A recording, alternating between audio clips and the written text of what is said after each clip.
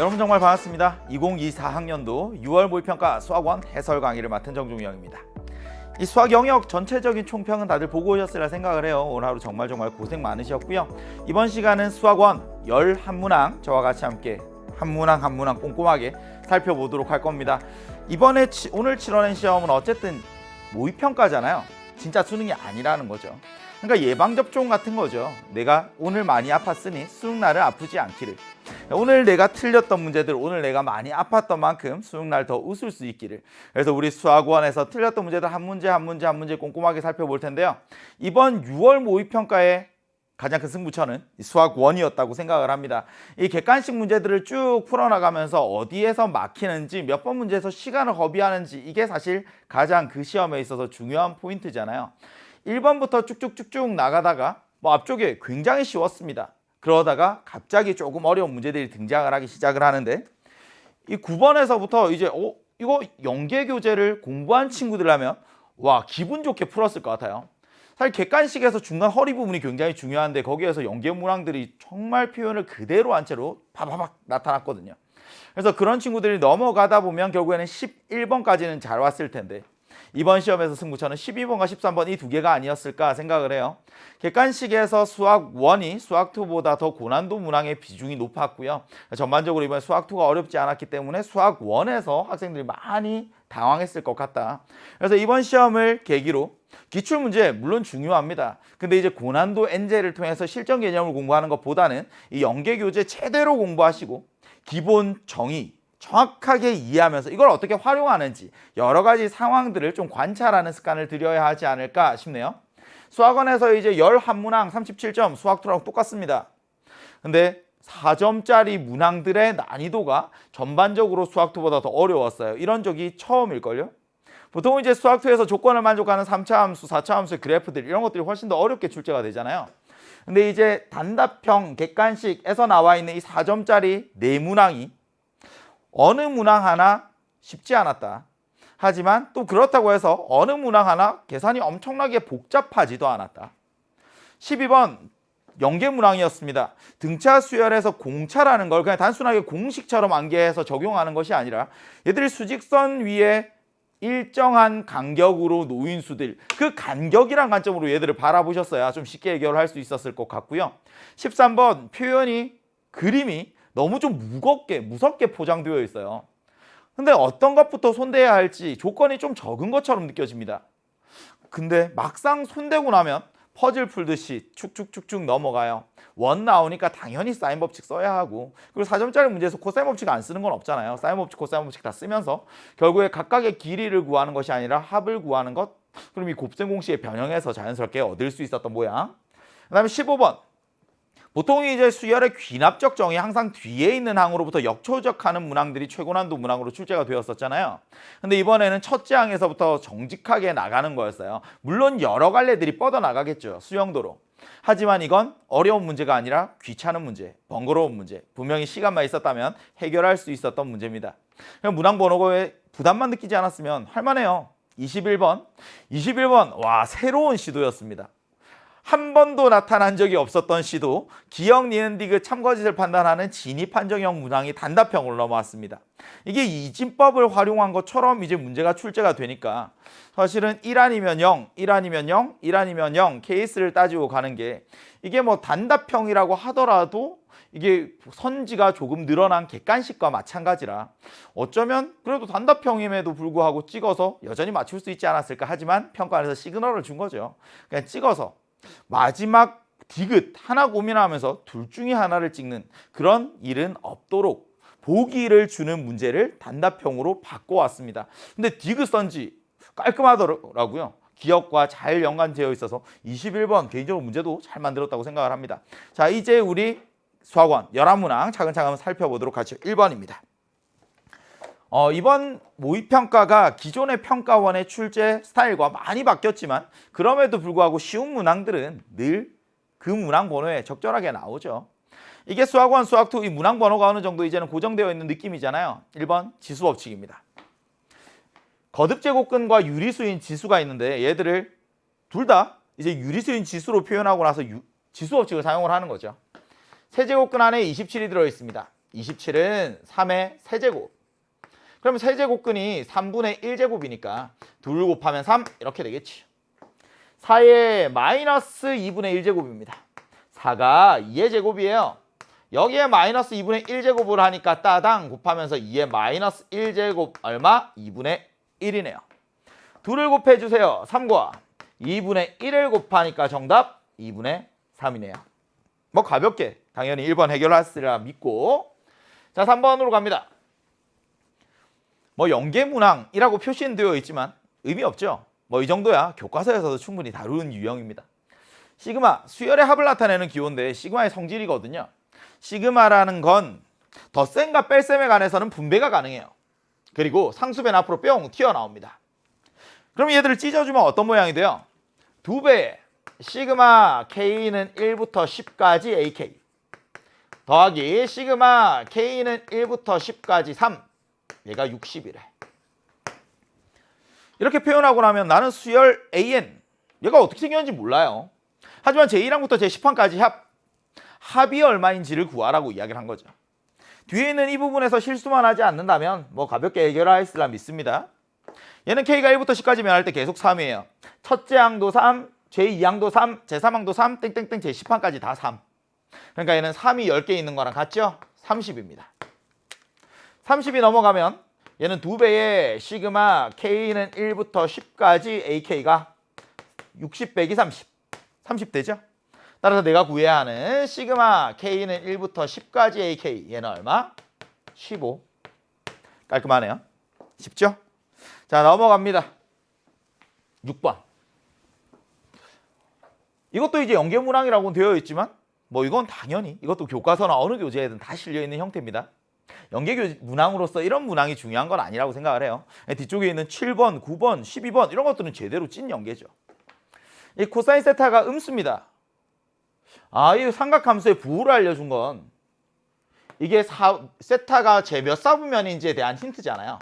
제 몇 사분면이니, 근데 뒤에 있는 애랑 얘가 함께 콜라보레이션 라는 거죠. 코사인 세타가 0이 아니라는 걸 압니다. 원래 양변을 문자로 나누는 것, 이건 위험하잖아요. 0일 수도 있으니까. 근데 코사인 세타가 0이 아니니까 마음껏 나눌 수 있습니다. 코사인 세타를 양변에 나누는 순간, 선생님 모양이 조금 지저분한데요? 뭐가? 여기 사인에 마이너스 세타가 들어있잖아요. 쟤부터 해결해야 되겠네. 스텝 1 갑시다. 사인 마이너스 세타는, 이 정도는 이해하죠? 사인 함수가 원점에 대하여 대칭이니까 얘는 마이너스 사인 세타 마이너스를 2 뱉어냅니다. 그러면 이제 양변을 코사인으로 나누는 순간 코사인이 음수니까 마음껏 나눌 수 있다고 했죠. 그러면 마이너스 사인 세타를 코사인 세타로 나누었더니 얘가 7분의 1인 거지. 무슨 말을 하고 싶은 거니? 탄젠트 세타가 마이너스 7분의 1이라는 이야기를 하고 싶어요. 코사인은 부호만 압니다. 탄젠트는 값도 압니다. 근데 당연히 여기에서 부호도 압니다. 빙고. 자, 두 번째 스텝 2로 넘어가서 이제는 각 사분면에서 삼각함수의 부호를 생각하면서 제1사분면, 제2사분면, 제3사분면, 제4사분면 얼싸탄코. 오, 스타킹. 이거 알죠? 근데 지금 코사인이 음수예요. 탄젠트도 음수예요. 삼각함수가 전부 다 음수일 수 있나? 사인도 음수일 수 있어요? 그럴 순 없죠. 그러니까 사인만 양수가 되는 몇 사분면이다? 제2사분면이다. 이 이야기를 하고 싶었네요. 그러면 이제 코사인이 음수라는 건 필요 없고요. 누가 필요해요? 탄젠트 값이 필요하죠. 마지막 스텝 3로 갑니다. 이제 삼각함수의 정의예요. 물론 부호와 크기를 따로따로 생각하셔도 되지만 각이 있는 거죠. 제2사분면에 각이 있습니다. 그리고 그 각이 나타내는 동경이 있어요. 이 동경 위에 점피를 빵 잡으면 탄젠트라는 건 x 좌표 분의 y 좌표. 그래서 제일 간단한 정수비로 가지고 오면 얘가 길이가 1이랑 7인 거죠. 근데 부호를 생각하면 점피의 좌표가 마이너스 7,1입니다. 사인 세타는 원점에서부터 얘가 얼마만큼 떨어져 있을까? r분의 y 좌표. 원점에서부터 얼마만큼 떨어져 있니? 제곱하면 49, 제곱하면 1, 제곱하면 50이 되어야 하니까 R은 당연히 양수겠죠. 5루트 2입니다. 사인 세타는 5루트 2분의 Y좌표 얼마? 1이네요. 유리화해주면 분모 분자의 루트 2 곱하는 순간 루트 10분의 다시 10분의 루트 2가 정답 6번이었습니다. 처음으로 단계를 좀 나눠서 설명을 드렸어요. 알아야 되는 것들 단계 다 나눠 드렸으니까 혹시라도 6번 문제 틀린 친구 있다면 내가 몇 번째 단계에서 잘못 생각했는지 그 부분에서 틀렸던 발상들, 내가 떠올리지 못했던 발상들 잘 정리하셔서 9월 모의평가 때는 꼭 맞춰봅시다. 자, 7번으로 가요. 찐 연계죠. 기출문제도 이런 형태가 있고요. 수능특강에도 그대로 있습니다. 상수 A는 2보다 커요. 함수가 하나 등장을 하는데 지금 로우그 함수예요. 근데 로우그 함수의 그래프가 필요하니 그러면 그렇지 않아. 점근선만 필요해요. 그래도 한번 생각은 해봅시다. 스텝 1. Y는 로그 2를 밑으로 하는 X 마이너스 A. 그래프 그릴 수 있죠. 원래 Y는 로그 2를 밑으로 하는 X였어요. 로그 2를 밑으로 하는 X는 1,0이라는 점을 지나지만 얘는 X축의 방향으로 A만큼 평행이동을 했으니 X는 A, 얘가 점근선이 되면서 오른쪽에 누구? A 플러스 1, 0이라는 점을 지나고 증가하는 형태의 로그 함수의 그래프가 그려지겠죠. 근데 지금 나한테 필요한 건 뭐다? X는 A라는 점근선이다. 얘가 점근선이에요. 찾았습니다. 자, 두 번째 스텝 2로 갑니다. 함수가 두 개 등장을 하네요. 밑이 2인 로그 함수, 밑이 2분의 1인 로그 함수예요. 위에 걸 fx라고 먼저 해볼까요? fx는 로그 2를 밑으로 하는 4분의 x입니다. 다시 한번 쓰면 얘는 로그 2를 밑으로 하는 x 빼기 2예요. 얘도 밑이 2인 로그 함수에서부터 시작을 하네요. 원래 밑이 2인 로그 함수는 1,0이라는 점을 지나죠. 근데 얘를 아래로 한 칸, 두 칸 내렸으니 1,-2라는 점을 지나면서 증가합니다. 얘가 y는 fx예요. 괜찮죠? y는 gx가 나타나요. y는 2분의 1을 밑으로 하는 x, 로그 2분의 1을 밑으로 하는 x. y는 로그 2분의 1을 밑으로 하는 x. 얘를 gx라고 하자. 2의 마이너스 1제곱 마이너스가 퉁 튀어나오면서 이렇게 되겠지. y는 로그 2를 밑으로 한 x를 어떻게? x축에 대하여 대칭이동. 그러니까 얘는 1,0이라는 점을 지나면서 감소하고 있네요. 괜찮죠? 근데 여기에서 a가 2보다 크다라는 걸 준 이유는 뭘까? 지금 노란색 곡선과 흰색 곡선이 한번 크로스 만나고 있어요. 근데 이게 언제 만나는 거지? x자리 2를 한번 넣어봤더니 2, 얘가 마이너스 1. 여기에도 1을 넣었더니 2, 마이너스 1. 아, 여기가 2, 마이너스 1이구나.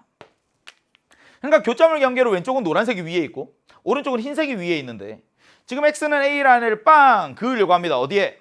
x는 2보다 오른쪽에서. 그래야 누가 위에 있고 누가 아래에 있는지를 안다는 거죠. 여기에 x는 a를 빵 그어서 교점 a, 교점 b, 3분의 2b의 길이 얘가 4예요. 이런 이야기를 하고 있어요. 상황 파악 끝났습니다. 여기까지가 빨리빨리 돼야죠. 아, 점근선만 필요하구나. 스텝 1. 진수가 0이 되도록 하는 x값 바로 찾습니다. 10초. 그래프 그리는 데까지 그래도 1분 안에 끝내야 위에서 아래를 빼요. 결국에 스텝 3. 3분의 2b의 길이는 위에 있는 점의 y좌표에서 FA에서 아래에 있는 점의 y좌표를 빼면 되는 거 아닙니까? 얘가 4래. FA는 뭐예요? 로그 2를 밑으로 하는 A 빼기 2. 여기에서 뺍니다. 뭘? 로그 2를 밑으로 하는 A에 마이너스 붙어 있는 거죠. 그럼 얘가 4래. 넘어가면 2배의 로그 2를 밑으로 하는 A가 6되고요. 로그 2를 밑으로 하는 A는 3. 괜찮죠? 그래서 A는 얼마? 2의 세제곱하니까 8입니다. 사실 6번 문제까지는 그 어느 모의고사보다 쉬웠어요. 7번 같은 경우에는 어쩌면 조금은 어렵다고 느꼈을 수 있을 것 같아요. 기출 문제를 공부하지 않았거나 연계교재를 공부하지 않았다면. 근데 연계교재 제대로 공부했으면 보는 순간 뭐야 이거? 며칠 전에 공부한 거네? 그대로 풀 수 있었을 거예요. 그러니까 연계교재라는 게 막 어려운 문제가 연계되어서 중요하다라기보다 그냥 앞쪽에 있는 문제에서도 익숙한 문제를 보면서 빠르게 실수 없이 정확하게 풀어내는데 분명히 도움이 된다는 거죠. 9번으로 가봅니다. 9번도 연계문항 그대로 나왔죠. 수열의 n이 모든 자연수 n에 대하여 다음을 만족합니다. 수열의 합이거든요. 복잡하죠. 나는 AK가 뭔지도 모르는데 곱한 애가 분모에 있네. 복잡하죠. 복잡하면 어떻게 해야 될까? 치환하는 거지. 얘를 BK라고 하자. 스텝 1. 이 문제에서 뿐만 아니라 나는 간단한 형태는 알아. 근데 얘가 복잡한 모양이 들어갔잖아. 그럼 치환하고 보는 거예요. 시그마 K는 1부터 N까지 BK. 얘가 N제곱 더하기 2N입니다. 연계교재를 잘 정리한 친구들이라면 이걸 딱 보는 순간 와우! 상수항이 없는 2차 식이네? 수열 BN이 무슨 수열이구나? 등차 수열이구나. 그러면 등차 수열에서 중요한 건 첫째 항과 공차 아니겠습니까? 첫째 항이 얼마니? n에 1 넣으면 되죠. 1 더하기 2는 3이고요. 공차는 얼마니? 2차 항 개수의 2배 한 것이 공차라고 했어. 첫째 항 알고 공차 압니다. 수열 BN의 일반항이 2n 더하기 1이구나. 바로 찾아낼 수 있었으면 굿! 그러면 이 문제는 너무나 쉬운 문제가 되죠. 근데 여기까지가 좀 힘들었을 수 있어요. 선생님, 저는 등차 수열에서 이런 부분을 잘 이해를 못하겠어요. 이걸 보고 어떻게 얘가 등차 수열인지 알아요? 이걸 보고 어떻게 첫째 항과 공차를 알아요? 그렇다면 다시 교과서적인 방법으로 가봅시다. 시그마 K는 1부터 N까지 BK, 수열 BK에 제1항부터 제-N항까지 합을 SN이라고 하자. 얘가 N제곱 더하기 2N 이렇게 주어져 있어요. 수열의 합을 알면 SN으로부터 BK 얘를 찾아낼 수 있니? 가능합니다. 어떻게? N에 1 넣자. N에 1을 대입을 하면 B1과 S1이 같아요. 그러니까 얘가 3이었어. 이 이야기지. 하나 됐고. 그 다음 두 번째. N이 2보다 크거나 같을 때는 그때는 어떻게 하니? BN이라는 건 SN에서 SM-1을 빼면 돼요. SN은 얘잖아. 여기에서 SM-1을 빼는 거죠. 물론 이걸 이렇게 생각하셔도 됩니다. 얘는 N에 N 플러스 2잖아요. 그럼 SN은 얘는 N 곱하기 N 플러스 2. 여기에서 빼. 뭘? N-1 곱하기 N 플러스 1을. 선생님, 뒤에 있는 애가 얘가 N제곱 빼기 1입니다. 그러면 N제곱 N제곱 없어지면서 2N 더하기 1. 와우! 나오네요. 근데 첫째 항이 3이었으니까 수열 Bn은 첫째 항부터 등차 수열입니다. 일반항이 2n 더하기 1 괜찮죠? 자, 교과서적인 방법도 설명을 드렸어요. 이렇게 얘를 구하고 나면 얘가 이제 뭔지 알잖아. 스텝 2, AK 찾아야 되잖아요. AK 찾으러 갑니다. 2K 빼기 1 곱하기 AK 분의 1이 얘가 BK인데 BK는 뭐라고? 2K 더하기 1이라고요. 넘어가는 순간 AK는 아하 2K 빼기 1 2K 플러스 1 분의 1이구나. 얘를 제1항부터 제10항까지 더하는 거예요. 분수를 짜자자작 더하는 겁니다. 분모가 다른 애들은 어떻게 더해? 찢어야죠. 부분 분수로. 둘이 이만큼 차이가 나니까 2분의 1을 뽑아내고 작은 것분의 1 빼기 큰 것분의 1 이렇게 되겠죠. 마지막 부분 분수 계산하러 갑니다. 스텝 3. 자, 세 번째 단계. 이제는 제1항부터 제10항까지 시그마 n은 1부터 10까지 an이에요. 2분의 1 앞으로 튀어나와요. 이런 것들 잘 챙겨 두셔야 돼요. 모셔두고 n은 1부터 10까지 2n 빼기 1분의 1 2n 더하기 1분의 1 이렇게 됐죠. 뒤에 있는 이 부분 계산돼요? 뒤에 있는 이 부분은 말이야. n에 1부터 10까지 차이를 넣는 거야. n에 1 넣으면 뭔데? 1 빼기 3분의 1. 2 넣으면 뭐예요? 3분의 1 빼기 5분의 1. 쭉쭉쭉쭉 가서 10을 넣습니다. 19분의 1 빼기 21분의 1. 좀 풀다 보면 이 정도 가면 있지. 앞에다가 작은 수 넣고 뒤에다가 큰 수 넣고 쭉쭉 앞에 있는 마이너스랑 뒤에 있는 플러스가 앞에 있는 마이너스랑 뒤에 있는 플러스가 앞에 있는 마이너스랑 뒤에 있는 플러스가 없어지고 나면 와우! 앞에 플러스 하나 뒤에 마이너스 하나 남는데 그게 시작을 작은 거에 끝을 큰 거에 분모가 딱 넣으면 끝나는 거죠. 괜찮아요? 그럼 결국엔 뭐가 나왔어요? 2분의 1 곱하기 앞에서 플러스 1 뒤에서 마이너스 21분의 1 21분의 20에 2분의 1 곱하니까 정답 21분의 10이 됩니다. 뒤에 있는 이 부분을 해결 못해서 틀리지는 않았을 거예요. 뭐 AK를 못 구했을 수는 있을 것 같아요. 근데 이 문제를 못 푼 대부분의 친구들은 스텝 1에서 막혔겠죠. 복잡하니까. 여기에서 수열 AK를 어떻게 구해? 나는 저런 거 본 적이 없어. 신유형인가? 이런다고. 복잡하면 치안하자. 치안하면 보인다. 내가 알고 있는 거다. 자, 연계 문항이었습니다. 12번으로 갑니다.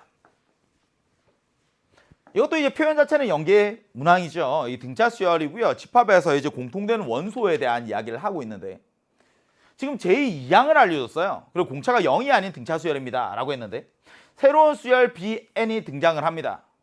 우선 생각을 해봅시다. 수열이라는 건 말이야. 암기하는 게 아니야. 공식을 다루는 게 아니잖아. 문자를 다루는 것도 아니거든요. 그러니까 숫자들을 관찰하는 거예요. 관찰해서 규칙, 패턴을 찾는 거죠. 그건 수능 수학에서 수학 1에서 수열에서 중요한 게 아니라 그냥 수학 자체에서 중요한 거예요. 관찰해서 패턴을 관찰하는 것.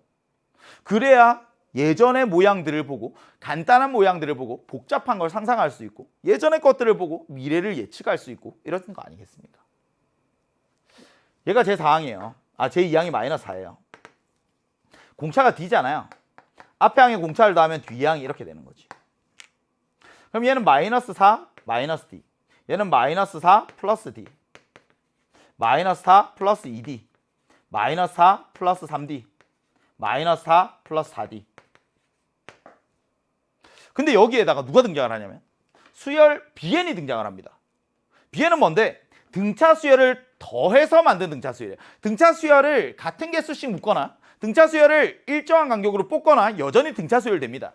수열 Bn도 보나마나 등차 수열이 되긴 할 거예요. 나열해 볼까요? 2를 더해서 B1, 2를 더해서 B2, 2를 더해서 B3, 2를 더해서 B4, 2를 더해서 B5야. 만약에 더해서 2로 나누는 거였으면 가운데 등차 중앙들이 등장을 했을 텐데 얘들을 그냥 더하는 거죠. 더해보세요. 마이너스 8 마이너스 D. 더해보세요. 마이너스 8 플러스 D. 더해보세요. 마이너스 8 플러스 3D. 더해보세요. 마이너스 8 플러스 5D. 더해보세요. 마이너스 8 플러스 7D. 여기에서 스톱! 이번 모의평가의 첫 번째 갈림처, 갈림길, 승부처가 되었던 이 12번 문항은 여기까지 나열하고 났더니 공통되는 원소가 3개래. 근데 손을 못 대는 거예요. 왜냐하면 등차 수열 문제는 풀어봤지만 이걸 나열해 본 적이 없거든요. 공식을 암기하고 합은 구해봤지만 이걸 수직선 위에 늘어 본 적이 없거든요. 뭘 이야기하고 싶은 거니? 우선 첫 번째는 수열 Bn이 등차 수열이라는 것. 그리고 두 번째는 수열 Bn에 그러면 공차가 뭐니? 그러면 공차가 2D가 된다는 것 이런 거죠. 근데 공차라는 걸 말이야. 얘를 간격이라는 관점으로 바라볼 수 있어야 돼요. 그래야 여기 있는 A1이 누구랑 같은데 이걸 5가지로 생각하는 이건 아예 잘못된 거라고. 선생님 한번 생각을 해볼게요. 만약에 예를 들어서 if D가 1이에요. 생각 제1항, 제2항, 제3항, 제4항, 제5항 불러보세요. 얘가 제2항이 마이너스 4니까 1씩 커지는 거잖아. 마이너스 5, 마이너스 3, 마이너스 2, 마이너스 1. 얘가 어떻다고요? 수직선 상의 일정한 간격으로 얘가 이렇게 늘어서 있다고. 이 간격이라는 게 공차라고요. 괜찮지? 그러면 B1, B2, B3, B4, B5 불러보세요. 더하면 마이너스 9, 더하면 마이너스 7, 더하면 마이너스 5, 더하면 마이너스 3, 더하면 마이너스 1 이렇게 될 텐데 선생님 얘는 뭐예요? 얘도 수직선 위에 늘어서 있죠. 근데 늘어서 있는데 어때요? 얘는 간격이 2배가 되는 거예요. 간격이 2배가 되는 거예요. 어? 선생님 근데 이거 뭐야? 그냥 한번 생각해 봤는데 대박. 여기에 같은 원소 하나, 같은 원소 둘, 같은 원소 셋 되는데 얘는 간격이 1씩 차이가 났고 얘는 간격이 2씩 차이가 나니까 당연히 A1, A3, A5 얘가 이렇게 연속한 수열 비엔에서 연속한 애들로 나타나는 거지. 이거 이해할 수 있어요? 그냥 한번 해봤는데 D가 1일 때 되네. 다른 건 혹시라도 했을 때 또 될까 봐 겁이 나서 안 되겠어요. 그냥 이제는 풀어볼게요. 그러면 이제 내 생각은 이래. 이제 상황을 이해했으니 문제에 적용할 수 있는 거예요. 특별한 기교를 부린 게 아니에요. 뭔가 실전 개념, 뭔가 고난도 문제를 풀어서 하는 게 아니라 이런 게 사고력이야. 쉬운 상황을 하나 해보니까 이렇게 되네. 이걸 좀 더 복잡한 상황에 적용할 수 있을까? A1, A2, A3, A4, A5가 있어요. 근데 수열 B에는 얘보다 간격이 2배니까 당연히 A1과 A3와 A5랑 얘가 공통된 원소일 거야. 아, 이게 문제의 포인트구나. 그러니까 A랑 B랑 교집합을 하고 나면 여기 안에 A1, A3, A5 이렇게 세 개가 들어있다는 이야기지. 근데 이게 누군지는 모르잖아요. 그럼 케이스 나누자. 첫 번째, 얘가 B1, B2, B3일 수 있어요. 수열 Bn에선 연속한 거라며. 자, 두 번째 케이스, 얘가 B2, B3, B4일 수도 있죠. 자, 세 번째 케이스, B3, 제3항, 제4항, 제5항일 수도 있습니다. 이거 이해할 수 있어요? 간격이 2배가 된 거야. 간격이 2배가 된 애를 여기에 겹치려고 놓으려다 보니 이제는 얘가 없어? 얘가 없어? 여기에 놓이는 거야. 그러면 B1, 2, 3이 땅땅땅 놓일 수도 있고 B2, 3, 4가 땅땅땅 놓일 수도 있고 B3, 4가 땅땅땅 놓일 수도 있고 끝. 됐죠? 그럼 첫 번째 경우는 여기에서 마이너스 4, 마이너스 D와 마이너스 8, 마이너스 D가 같은 경우니까 삑! 에이, 안 되네. 이걸 만족한 D는 없잖아. 자, 두 번째 경우 갑니다. 마이너스 4, 마이너스 D랑 이번엔 제2항 마이너스 8 플러스 D가 같을 때요. 넘어가면 D가 2일 때네요. 오케이. 제2항 알지? 제2항 얘가 마이너스 4잖아. 근데 공차가 이래. 일반항 A에는 2n 하고 여기에 마이너스 8 붙여주면 되겠죠. 선생님 이때 제20항 물어봤어요. 20 넣으면 32 하나 찾았습니다. 한 가지 경우. 자, 이제 마지막 경우만 하면 되겠네요. 제3항 B3 얘가 마이너스 4 마이너스 D랑 그 다음 마이너스 8 플러스 3D가 같을 때네요. 그래서 이걸 계산하고 나면 D가 1일 때고요. 따라서 일반항 A에는 얘는 n-4 이렇게 되겠네요. 2 넣어서 n-6이네요. n-6 이렇게 되겠네요. 그럼 이때 제20항을 구하세요. 20 넣으면 14 됩니다. 얘들 둘을 더하는 순간 정답 46이네요. 좋은 문제였습니다. 이 등차 수열에 있어서 중요한 건 공차인데 이 공차라는 게 이 수들을 쭉 나열했을 때 이 수직선 위에서 놓인 수들 사이의 간격이다라는 생각을 먼저 하셔야 되겠죠. 그래서 어떤 특정한 수를 먼저 넣어봐서 조금 복잡할 수 있는 상황들을 먼저 이해를 해야 됩니다. 위에 있는 얘가 두 번째 단계가 되겠네요. 그러면 이제 일반적으로 얘들을 확장하면서 찾아나가는 얘가 이제 세 번째 단계가 되는 거죠. 그래서 이 굉장히 좋았던 문제 12번이고요. 일정한 간격으로 놓인 수들을 같은 개수씩 뽑더라도 혹은 얘네들을 몇 개씩 묶어서 더하더라도 등차 수열된다는 것 꼭 기억을 하셔야 되겠습니다. 자, 12번이었고요. 13번으로 갑니다. 이번 시험에서 12, 13 이 두 문제가 아마 학생들을 가장 곤란하게 했던 요소가 아니었을까 싶어요. 13번 같은 경우에는 조건이 마치 뭐예요? 이걸로 풀려? 같은 느낌이 들어요. 선분 BC의 길이, 선분 CD의 길이, 그리고 코사인 각이 두 개가 주어져 있는데요. 얘를 그냥 이렇게 써볼게요. 각 BCD는 얘를 알파라고 할게요. 각 DAB는 얘를 베타라고 하겠습니다. 근데 코사인 값이 주어져 있는 건 코사인의 부호를 보고 얘가 둔각이구나 이런 걸 생각할 수 있어요. 당연히 여기에서도 얘가 2분의 파이보다 크니까 그림을 보면 알겠지만 얘도 둔각이구나 이런 걸 볼 수 있어요. 그래서 여기 코사인 알파가 하나 주어져 있습니다. 마이너스 3분의 1. 이게 처음에 주어진 조건이고요. 그림을 설명하고 있는데 이 부분이 잘 안 읽힐 것 같아요. 이것 때문에 좀 어려웠을 것 같아. 뭔가 선분을 만들어서 1대1로 내분을 하고 원들을 그려서 원의 교점들이 나타나고 와, 상황 너무 어려운데? 막상 손대고 나면 풀리는데 처음에 손도 못 댔을 거예요. 삼각형 ABD의 넓이가 2일 때 이때 선분 AB 더하기 선분 AD의 길이를 구하시오. 그림 크게 볼게요. 지금 나한테 주어진 거 먼저 그려야 되겠죠? 표현합니다. 선분 BC의 길이, 선분 CD의 길이, 그리고 각 BCD 여기를 알파, 각 DAB 얘가 베타. 우선 알고 있는 것들 쭉 표시를 냈고요. 선생님 여기에서 두 변과 끼인각의 코사인 값을 아니까 냄새는 나요. 코사인 법칙을 쓰면서 대각선을 건드려야 되겠다는 생각은 들어. 얘는 코사인 법칙을 써야 될 것 같아. 또 어떤 냄새를 맡아야 되냐면 어쨌든 원이 나왔으니까 무슨 냄새? 사인 법칙 냄새 나요? 이 사인 법칙도 쓰긴 써야 될 거예요.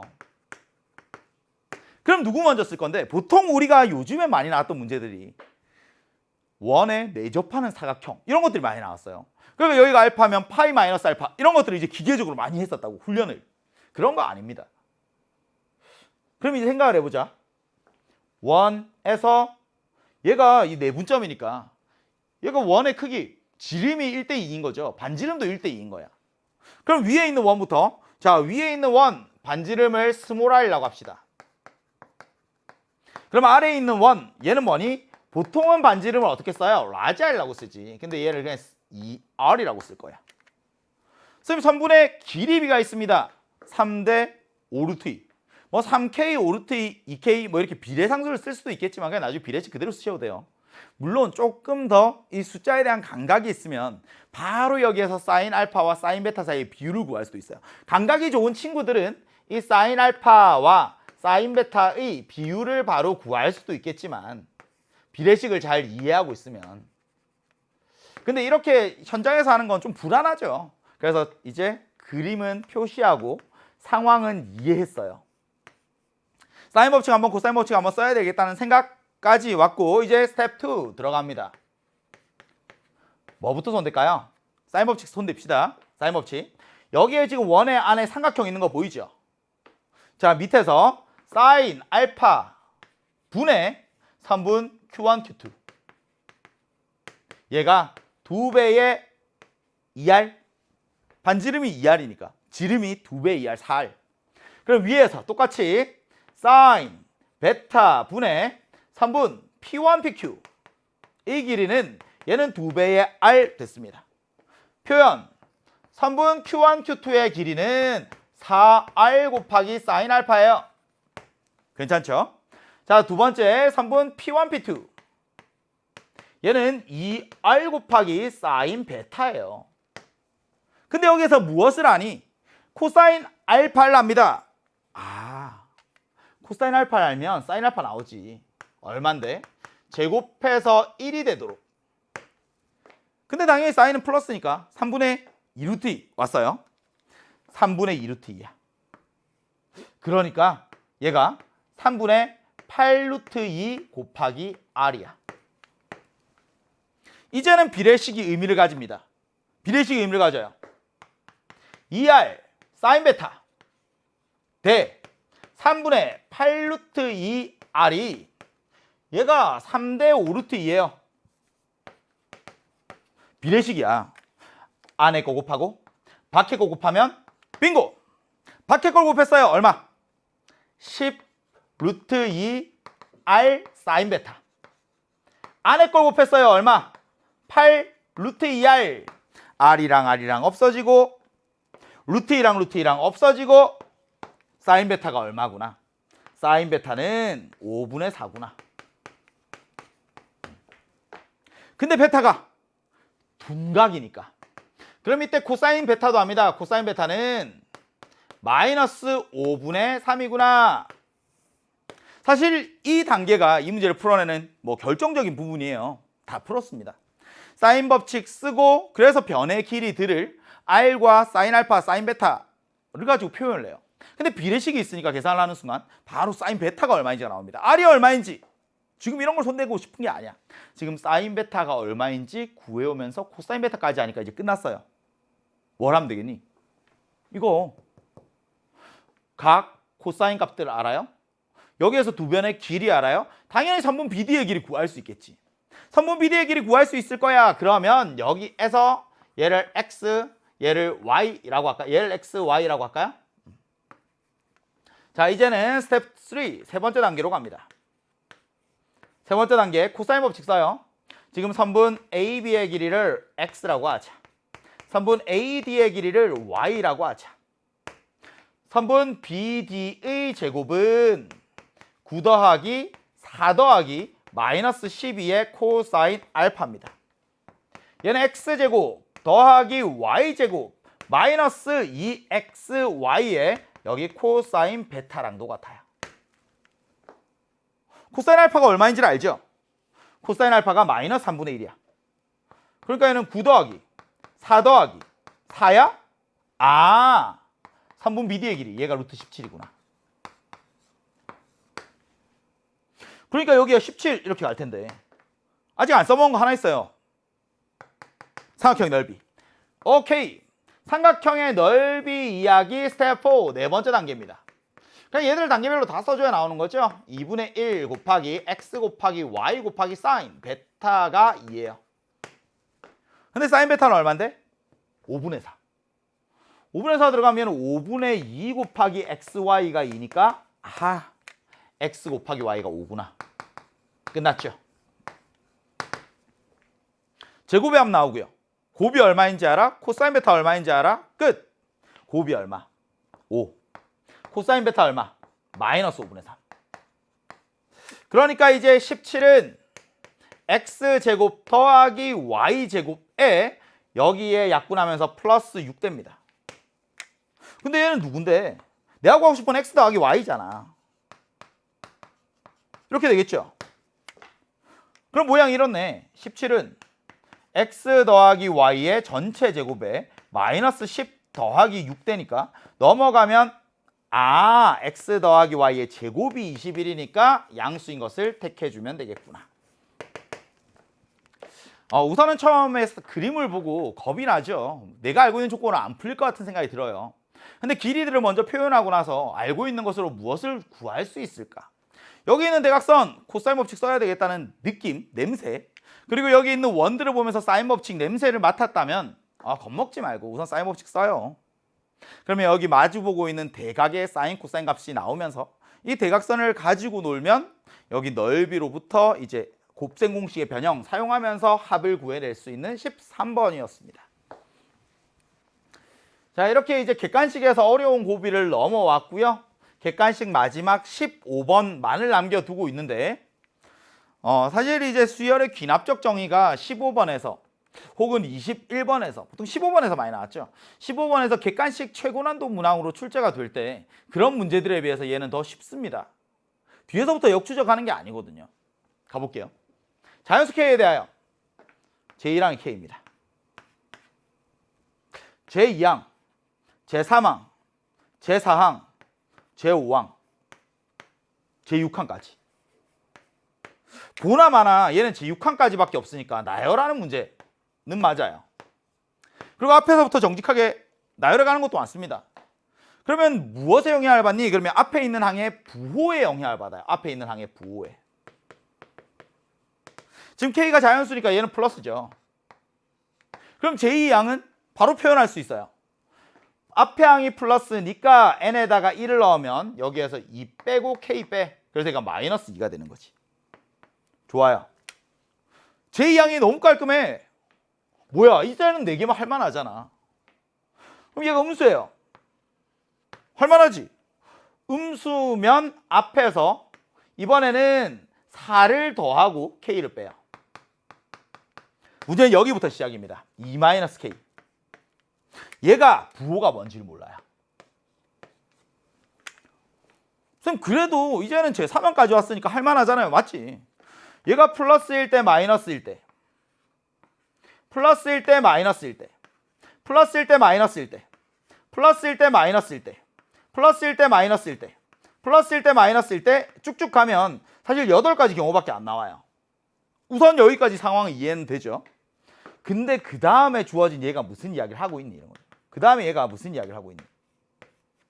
제3항과 제4항, 제5항, 제6항까지 얘들 4개를 곱했는데 고비음수예요. 이런 거예요. 고비음수.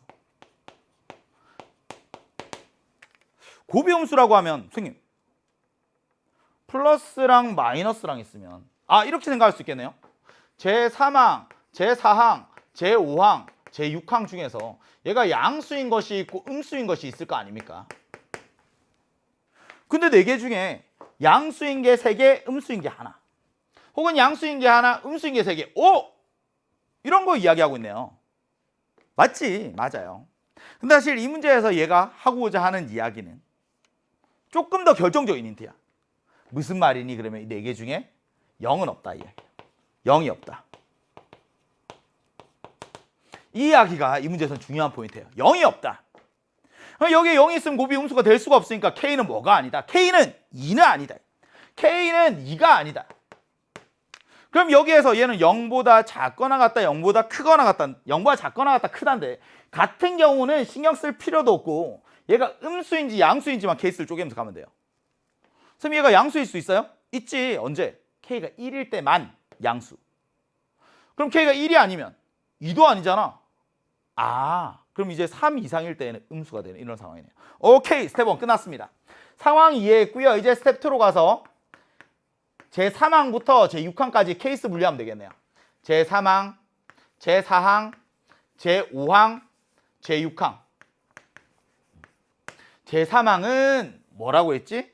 2-K야. 자, 시작합니다. 위로 가는 것 노란색으로 표시할게요. 플러스일 때. 얘가 플러스일 때는 말이야. 언제? K가 1일 때만. K가 1일 때만. 선생님, K가 1일 때면 얘가 제3항이 1이라는 이야기네요. 그치? 그럼 얘가 플러스니까 어떻게 돼요?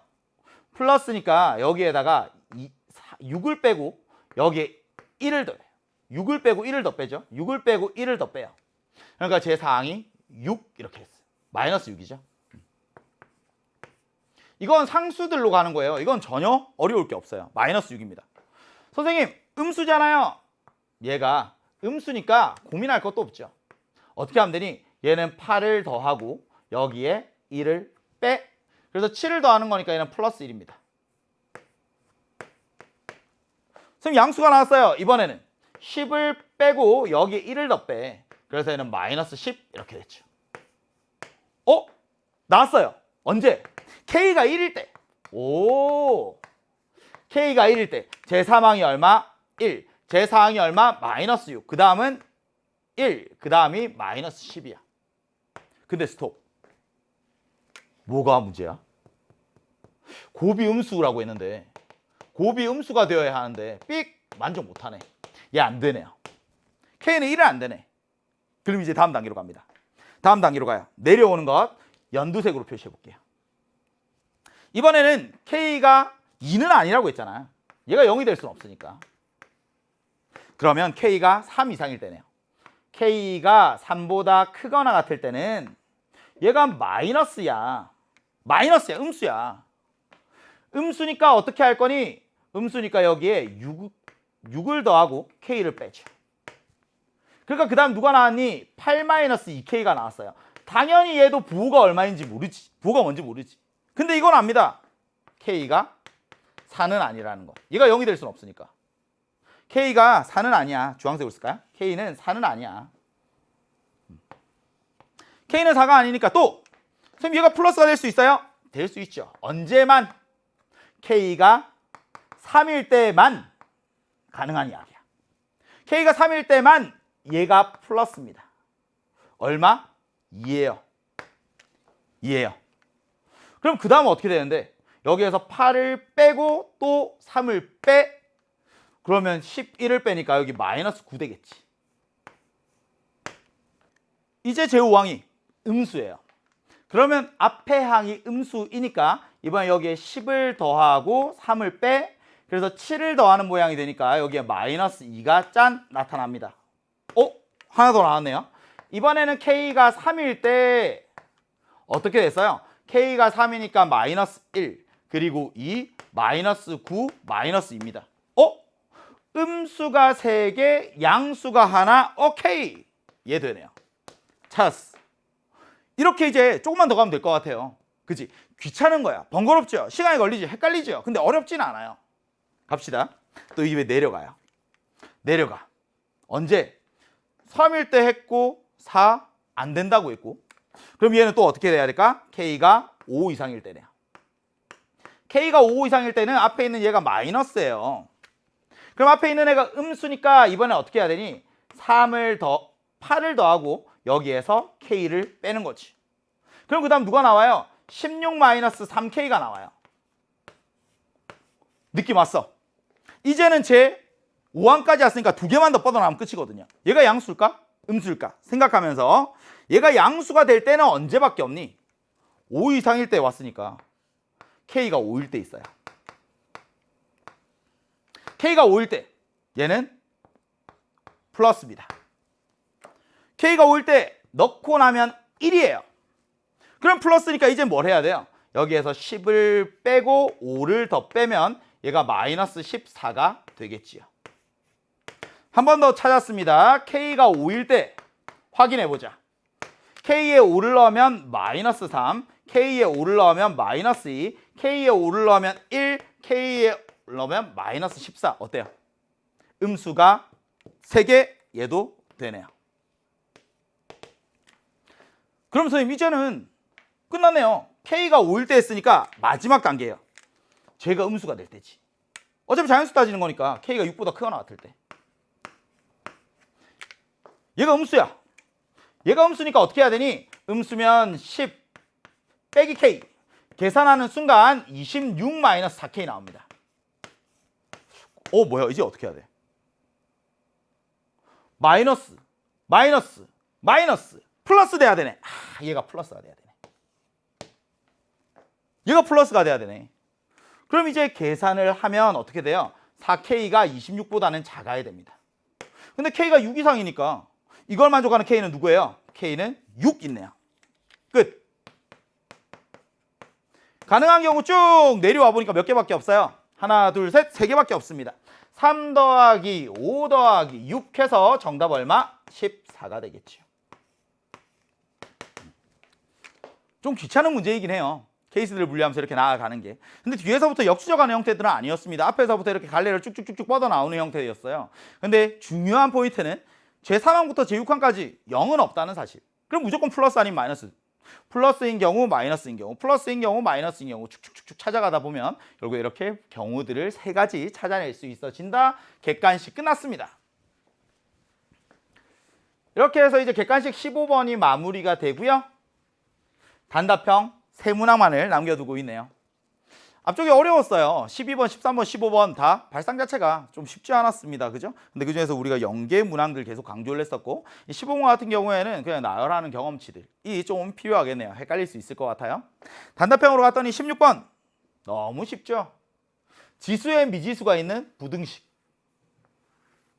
밑을 통일하자. 그리고 지수를 비교하자. 단 밑이 1보다 큰지 작은지 주의.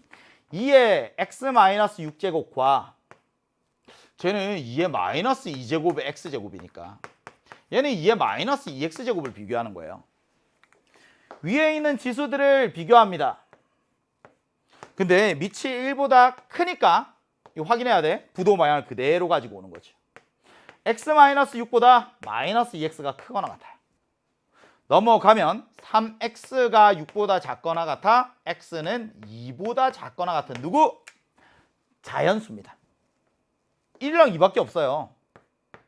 얘들의 합을 구하는 거니까 정답 3이지. 지수엔 미지수가 있는 부등식 혹은 로그에 진수엔 미지수가 있는 부등식. 방정식보다는 부등식의 출제 확률 더 높죠. 그러면 이제 밑을 통일하고 나서 밑이 1보다 큰지 작은지에 따라서의 감소, 증가함수 판단하고 나서 부등호 방향을 결정을 해주셔야겠죠. 자, 19번으로 갑니다. 19번이 쉽게 생각하면 쉽죠. 근데 또 이걸 뭔가 그래프를 해석하는 게 조금 까다로워 라고 느낄 수도 있었을 것 같아요. 그래서 이건 한 쉬운 4점짜리 정도? 3점과 4점의 경계에 있는 난이도 문제가 아닌가 싶습니다. 두 자연수 A, B가 있어요. 얘가 없으면 생각할 수 있을까? 그리고 기본적으로 A, B가 자연수라고 했으니까 얘가 둘 다 양수잖아요. 그래프 개형을 생각할 수 있어야 될 것 같아. 스텝 1. 그래프 개형을 먼저 한번 생각을 해보자. Y는 A 배의 sin bx. 얘를 평행이동해서 fx는 얘는 A 배의 sin bx 더하기 8 빼기 A. 얘는 y축의 방향으로 얼마만큼 평행이동했는지를 나타내니까 왼쪽 것만 이제 잘 이해를 하면 될 것 같아요. 그려봅니다. 지금 A는 최대값, 최소값에 영향을 줘요. 얘는 최대, 최소. 최대값과 최소값에 영향을 준다. 그럼 B는 뭐에 영향을 주니? 변화하는 속도에 영향을 주고요. 그래서 얘는 주기에 영향을 미칩니다. 근데 둘 다 양수니까 기본적인 그래프 개형은 사인 함수랑 똑같이 생겼어요. 이렇게 올라갔다 내려갔다 올라갔다 내려갔다 이렇게 가지. 최대값이 얼마? A가 양수니까 그대로 쓸게요. 얘는 A. 여기가 마이너스 1이겠죠. 제가 양수인지 음수인지 모르면 절대값을 붙여야 되겠지만 양수라는 걸 아니까 괜찮죠? 자, 이렇게 오고 나서 주기 생각. 원래 사인의 주기는 얼마니? 2파이죠. 그럼 여기가 이제 B분의 2파이 되는 것까지는 먼저 이해를 할 수 있어야 되겠네요. 얘를 Y축의 방향으로 8-A만큼 평행이동했어요. 8-A, 8-A를 더해주면 그래프 진동의 중심이 얘가 Y는 8-A가 될 거고 여기에서 얘가 왔다 갔다 하는 거지. 위로 A만큼 아래로 A만큼. 이해해요? 최대값 얼마? A를 더했더니 최대값이 8이네요. 최소값은 얼마일까? A를 뺐더니 여기가 8-2A가 되겠죠. 선생님, B분의 2파이예요. 뭐 주기는 변하지 않겠죠. 여기가 B분의 2파이가 두 번 온 거지. 자, 얘가 Y는 fx라는 함수의 그래프입니다. 여기까지 스텝 1이에요. 스텝 2 갑니다. 스텝 2.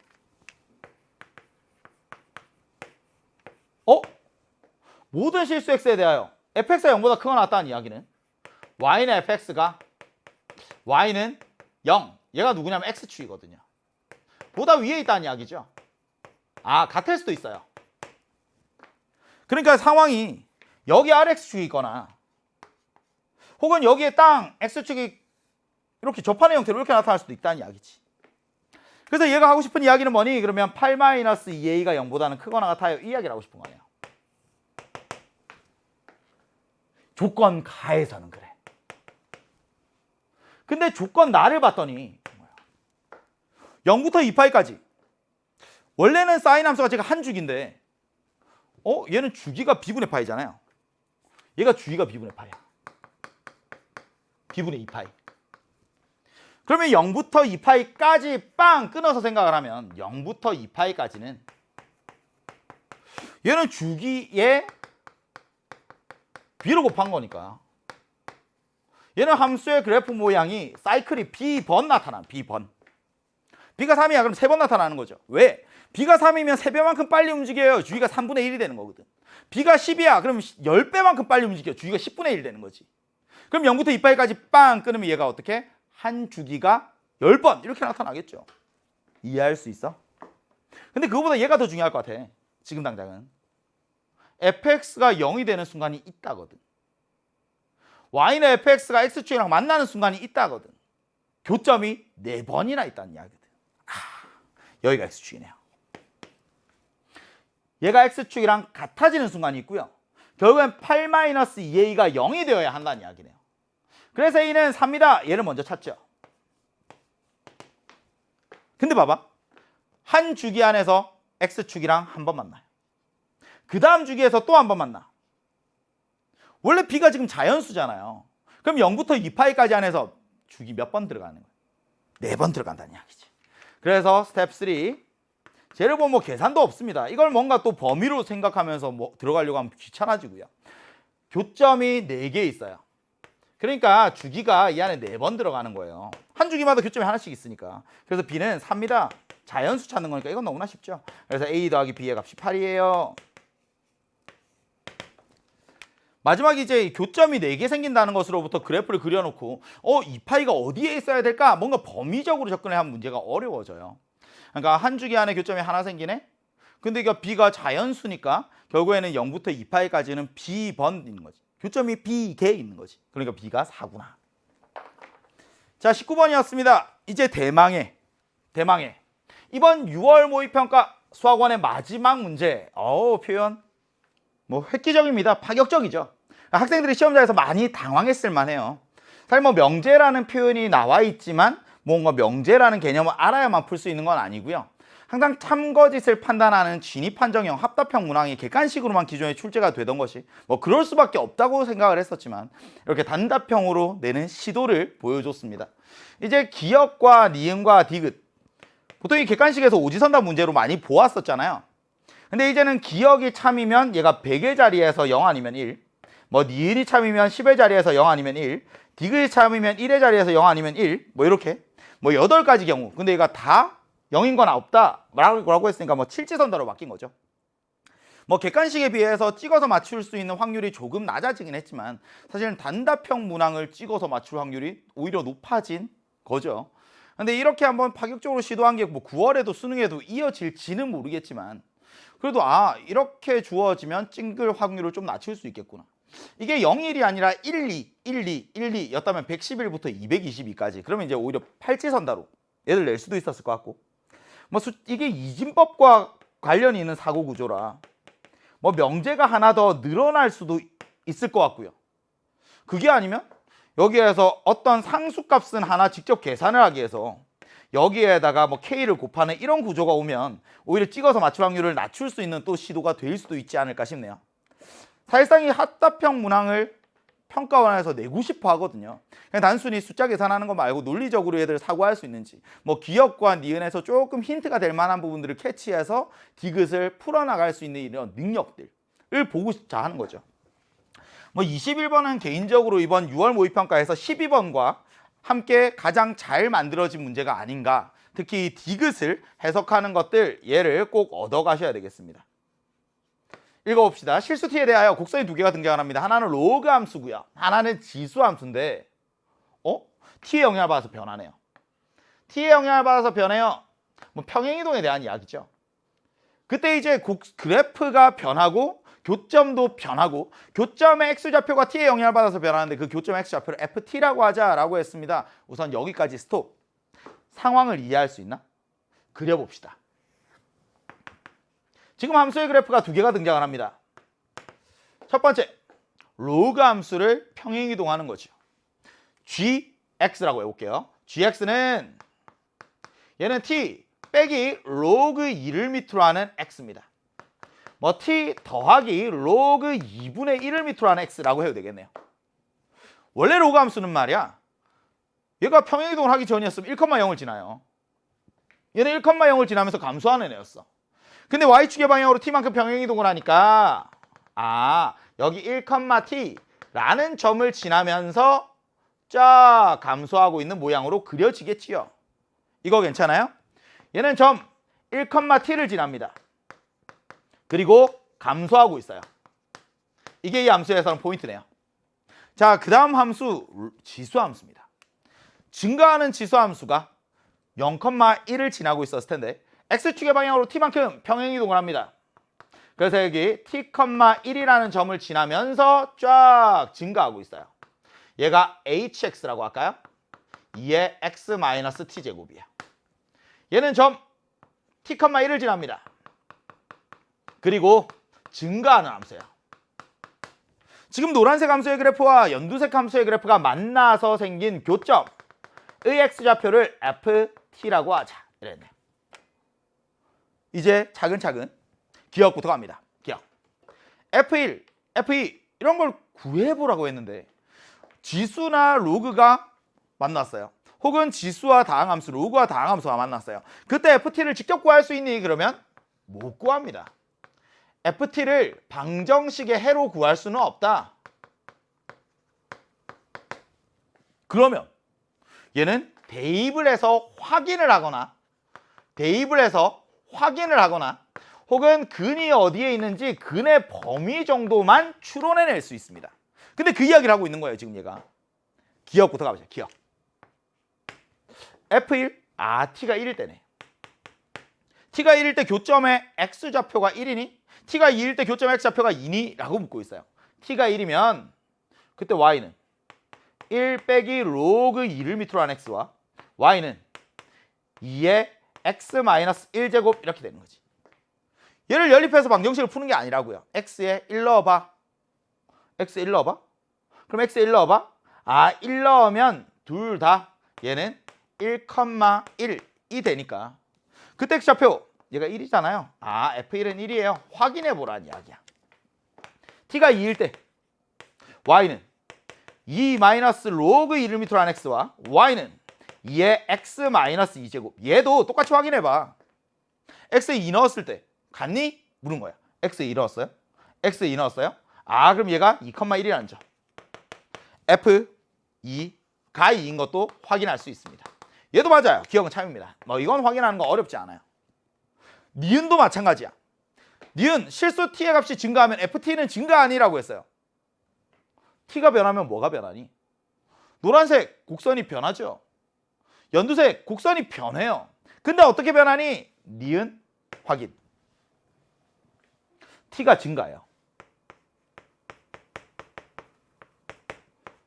t가 증가하면 노란색 곡선 보세요. 노란색 곡선은 1,t를 지나요.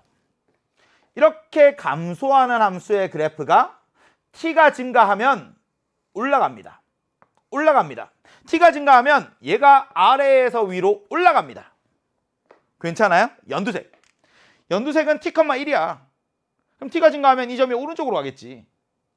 연두색 곡선은 증가하는 애인데 얘가 오른쪽으로 점점 갑니다. 이런 거죠. t가 증가하면 얘는 오른쪽으로 갑니다. 그때 교점이 어떻게 변하니? 이렇게 물은 거야. 그럼 노란색, 연두색 처음에 교점. 노란색 올라가고 연두색 오른쪽. 노란색 올라가고 연두색 오른쪽. 그럼 얘가 점점 오른쪽으로 가고 있는 거 보이죠? 당연히 FT는 증가합니다. 기억도 맞고 디귿도 맞아요. 니은도 맞아요. 이건 너무나 당연한 거야. 뭔가 확인할 것도 없어요. 만약에 여기에서 한 곡선을 안 옮겼어요. 헷갈리면 가만히 있어. 여기 연두색 가만히 둬. 노란색만 보세요. 노란색만 올라가더라도 교점이 점점 오른쪽으로 변하는 거 보이죠? 만약에 노란색을 교정해놓고 연두색만 오른쪽으로 옮겨도 얘가 교점이 점점 오른쪽으로 움직이는 거 맞지? 근데 같이 움직이니까 더 빨리 움직이겠지. 오케이. 근데 이제 디귿을 확인해야 되는데 디귿. 모든 양의 실수 t에 대하여 ft가 t보다 크거나 같다. 모든 양의 실수 t에 대하여 ft 교점의 x좌표 얘가 ft. 근데 t보다 크거나 같니? 그럼 여기가 t인데 지금 특징적인 포인트를 어디를 잡아야 되냐면 바로 연두색 곡선이 t,1을 지난다는 사실이야. 얘는 t가 변하더라도 x에 t를 넣었을 때 항상 y값이 1입니다. 처음에는 노란색이 연두색보다 위에 있었어요. 다시 한번 생각해볼까? 디귿. 이 그래프를 그려보면 이건 일반적인 방법이에요. 조금 이따 또 다른 방법을 잠깐 설명을 드릴 겁니다. 여기 x좌표가 t일 때 y좌표가 t일 때 생각. 노란색 곡선은 1,t라는 점을 지나요. 이때 노란색 곡선은 감소하고 있습니다. 분명히 노란색이 연두색보다 위에 있었어요. 근데 연두색 곡선은 x가 t일 때 얘가 t,1이라는 점을 지나요. 그러면서 연두색이 어떻게 생겼는지는 알아. 얘가 y는 hx야. 근데 교점이 여기 t보다 왼쪽에서 생길 수도 있지 않을까? 그걸 의심해 보라는 이야기야. 이게 항상 참이라면 증명을 해야 되는데 우리가 ft를 식으로 나타낼 수는 없잖아요. 그러니까 기하적으로 얘들을 바라보아야 된다고. 근데 이게 만약에 거짓이라면 발레만 잡아도 되는 거지. 발레. 그럼 얘가 노란색이 이 연두색보다 처음에는 위에 있었지만 얘가 더 아래로 만약에 내려와 버린다면 그러면 이때 교점의 x좌표 얘가 ft라면서요. ft가 t보다 작게 만들 수 있는 거네요. 그럼 내가 확인해야 되는 건 뭐니? 여기에 t가 들어왔을 때랑 여기 t가 들어왔을 때 얘가 y는 gx니까 결국에는 gt와 ht를 비교하면 되겠습니다. 이게 디귿에 대한 이야기인 거죠. gt와 ht를 비교하면 되겠습니다. gt라는 건 뭐예요? 여기에 t를 넣은 거니까 디귿 t 빼기 로그 2를 밑으로 하는 t와 그리고 ht 얘가 gt고 ht는 1입니다. 얘를 비교를 하라는 거죠. 그럼 만약에 여기에서 t 빼기 로그 2를 밑으로 하는 t보다 얘가 1이 더 큰 순간이 존재한다면 만약에 존재한다면 그러면 이때 이 디귿은 거짓이 되는 거야. 이면 디귿은 거짓. 그런 t가 존재하면 오케이. 이제 방향은 잡았어요. 근데 이걸 이제 한 방에 그리기가 번거로우니까 넘기는 거죠. 넘겨요. t 빼기 1과 로그 2를 밑으로 한 t를 비교해 보려고 합니다. y는 t 빼기 1 그리고 y는 로그 2를 밑으로 한 t 그려볼게요. y축 t축 y는 t 빼기 1 이렇게 생겼어요. 기울기가 1이고 1,0을 지납니다. 근데 로그 함수 보이죠? 미치입니다. 증가하죠? 1,0을 지나요. 근데 증가하긴 하는데 점점 완만해집니다. 처음에 쫙 올라오다가 얘가 완만해져서 이렇게 그려질 거야. 근데 얘가 뭐라고 했냐면 G랑 H가 만나는 순간을 기억에서 알려준 거야. 기억이 얘가 이미 힌트가 된 거야. 기억이 F1은 1이고요. F2도 2예요. 여기 2를 넣고 2를 넣으면 여기가 2,1이라는 점이 되는 거죠. 그럼 이렇게 만나는 거야. 선생님 지금 이 부분 여기가 포인트네요. 이 부분 무슨 말이야? t가 1보다는 크고 2보다 작은 범위에서는 그때는 t-1보다 로그 2를 밑으로 하는 t가 더 큽니다. 그럼 얘를 넘기고 나면 어떻게 된다고요? t 빼기 로그 2를 밑으로 하는 t보다 1이 더 큽니다. 얘가 뭐라고? gt라고. 얘가 뭐라고? ht라고. 그러니까 t가 0과 1 사이에서는 gt보다 ht가 더 커요. t가 0과 1 사이에서는 gt보다 t가 더 커요. 이때는 ft보다 t가 더 큽니다. 따라서 디귿은 거짓이 되는 거죠. 기억은 참입니다. 100, 니은은 참입니다. 10, 디귿은 거짓이니까 0. 그래서 얘는 정답 110이 되는 거죠. 근데 여기에서 잠깐 스톱. 일반적인 방법이야. 지수와 로그가 나타났을 때 근의 범위를 찾으려면 얘들은 연속함수이기 때문에 사이값 정리죠. 연속함수이기 때문에 위아래가 바뀌는 순간 그 사이에 교점이 반드시 적어도 하나는 존재한다. 사이값 정리 굉장히 좋습니다. 근데 이렇게 좀 생각해 보는 건 어떨까요? 이 디귿에서 좀 추가 개념이라고 생각을 하시면 될 것 같은데 제가 강의 중에서도 많이 이야기를 했죠. 두 개가 함께 변하면 사고하기가 어렵다. 두 개가 함께 변하면 사고하기가 어렵다. 그래서 원래는 지금 지수 함수도 로그 함수도 둘 다 변하고 있는데 얘를 바꾸려고 합니다. 어떻게? 하나는 고정시키고 하나는 변하는 것으로. 그럼 사고하기가 훨씬 머리가 편해져요. t 빼기 로그 2를 밑으로 한 x와 2의 x-t 제곱 이 방정식의 실근을 ft라고 하자. 이렇게 온 건데 그걸 직접 구할 수는 없지. 그래도 얘를 넘기고 생각을 하면 마이너스 로그 1을 밑으로 한 x와 2의 x-t 제곱 마이너스 t 얘들을 비교하면 되지 않을까 이런 거야. 그러니까 왼쪽에 있는 건 말이야. y는 마이너스 로그 1m란 x야. 이건 고정되어 있잖아. 로그 2분의 1m란 x. 얘는 변하지 않잖아. 얘는 지금 같이 변하니까 상황이 어렵게 느껴지는 거고. 오른쪽에 있는 것, 얘가 y는 2의 x 마이너스 t 제곱 마이너스 t입니다. y는 2x 제곱 평행이동한 거죠. 근데 얘가 이제 항상 지날 수밖에 없는 점이 어디인지 살펴보면 얘는 점 t, 1 마이너스 t를 지나고 그리고 증가하는 지수함수입니다. 이렇게 애들을 하나만 변하게 만들면 머리가 훨씬 더 편해집니다. 그려볼까요? 그려봅니다. y는 로그 2분의 1m란 x 1,0 지나지 쫙 감소하고 있어요. 얘가 y는 로그 1m란 x야. 로그 2분의 1m란 x. 근데 여기에 누가 등장을 하냐면 선생님 여기 지수함수가 등장을 해요. 근데 이 점을 해석하기가 좀 어렵다고 느낄 수 있어요. 근데 x좌표와 y좌표의 차이, 이 사이 관계를 보면 y는 1 마이너스 x 위의 점을 지나는 거죠. 그래서 t, 1 마이너스 t라는 건 이런 거야. 아, 1,0 지나네. 그러면서 기울기가 마이너스 1이니까 요런 직선이네요. 얘가 y는 1 마이너스 x입니다. 근데 교점이 어디에서 또 생기는지를 알아요. 이 정도는 기억에서 느낌. 2를 넣으면 2, 마이너스 1, 2, 마이너스 1, 여기가 2, 마이너스 1인 거예요.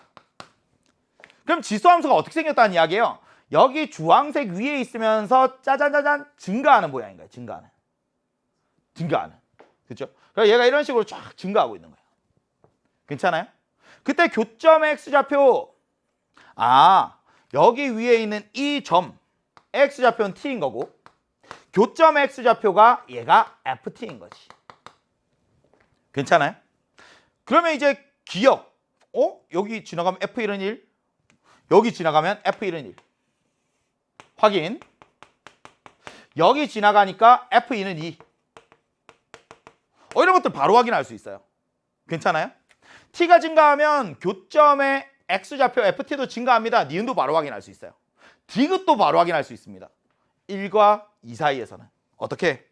연두색 빵 그어보면 주황색이랑 만난 여기가 t고 노란색이랑 만나는 여기가 ft니까 1과 2 사이에서는 t가 ft보다 더 크네요. 오케이. 그래서 이렇게 만약에 그래프를 그릴 수 있어 하나는 고정시키고 하나는 변하는 것으로 그려 얘를 바꿔서 사고하면 기억도 니은도 디귿도 뭐 한 3분이면 충분히 쉽게 확인할 수 있지 않을까. 그래서 정답은 110이었습니다. 이렇게 이제 두 번째 방법까지 설명을 드렸으니까요. 두 가지 다 여러분들이 좀 공부를 하셔서 여러분 것을 만드셨으면 좋겠네요. 자, 이번 6월 모의평가 조금은 아픈 예방접종이 아니었을까 싶어요. 근데 우리 아이에게는 아직 9월 모의평가 수능까지 남아있으니까요. 절대 기죽지 말고 다음에 우리 만날 때에는 꼭 한 문제, 두 문제는 더 맞춰내기를 오늘 함께 했던 문제들 열심히 준비하셔서 다음번에 웃으면서 만날 수 있었으면 좋겠습니다. 오늘도 하루 너무너무 고생 많으셨고요. 저는 항상 세상의 빛이 될 여러분을 진심으로 응원하겠습니다. 개연끝 하나 정종영이었습니다.